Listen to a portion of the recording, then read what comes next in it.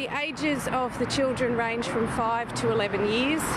The children have suffered multiple and traumatic injuries, including partial and complete amputations of arms.